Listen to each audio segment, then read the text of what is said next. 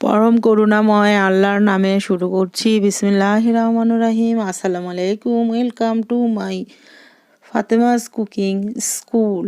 আমার এই রান্নাগুলো যদি ভালো লেগে থাকে লাইক, শেয়ার এবং সাবস্ক্রাইব করবেন। পাশে থাকা বেল আইকনটি বাজিয়ে যাবেন যেন আমার রান্না সবার আগে আপনার কাছে পৌঁছে যায়। বন্ধুরা, তোমরা কেমন আছো? আমি তো ভালো আছি। আমি ভালো আছি, নিজে ভালো থাকবো, অন্যকে ভালো রাখবো। বন্ধুরা, তোমরাও নিজেরা ভালো থেকো, অন্যকে ভালো রেখো। আমরা আমাদের জীবনে 5 ওয়াক্ত নামাজ পড়তে পারি, ভালো ভালো কাজ করতে পারি, সৎ থাকতে পারি, মিথ্যা কথা থেকে বিরত থাকতে পারি। এগুলা করলে আমাদের এমন কোনো লাভ নেই, কিন্তু না করলে ভালো। মিথ্যা বলাটা না করলে ভালো, আর করলে কিন্তু আমাদের কোনো উপকার বা ভালো হচ্ছে তাও না। আমি আমার কথাটা বলেছি, অন্যকে বলিনি। এই তো আজ আমি দেখাবো গলদা চিংড়ি ভুনা। এখানে আমি পেঁয়াজ পাতা দিয়ে নিয়েছি। পেঁয়াজ পাতাগুলো আমি ভেজে নিচ্ছি।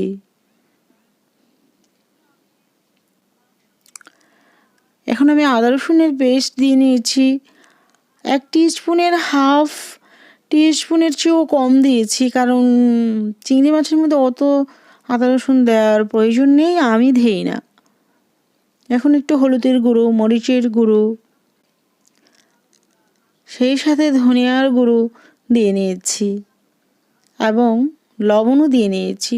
এখন ভালোভাবে নেড়ে চেড়ে নেব, সব কিছু একসাথে মিক্সড হয়ে যাওয়ার জন্য। সাথে আমি একটু দেশি টমেটো দিয়ে নিয়েছি। এই টমেটোগুলো হালকা টক, কারণ দেশি টমেটোগুলো একটু টক থাকে, খেতে ভালো লাগে। এই তো আমি চিংড়ি মাছগুলো দিয়ে নিচ্ছি। এই চিংড়িগুলো অনেক বড়, কিন্তু ভিডিওতে হয়তো বা ছোট আসতেছে, কিন্তু অনেক বড় এই চিংড়িগুলো। এই চিংড়িটা সবচেয়ে ছোট ছিল। এই তো আমি চিংড়িগুলো দিয়ে নিয়েছি এবং ভালোভাবে নেড়ে চেড়ে নেব। আমি সাইডে চিংড়ির অনেকগুলো ডিম হয়েছে, সেই ডিমগুলো সাইডে দিয়ে নিলাম। এখন আমি ভালোভাবে নেড়ে চেড়ে নিয়েছি। এবার আমি কাঁচামরিচ কেটে দিয়ে নিচ্ছি।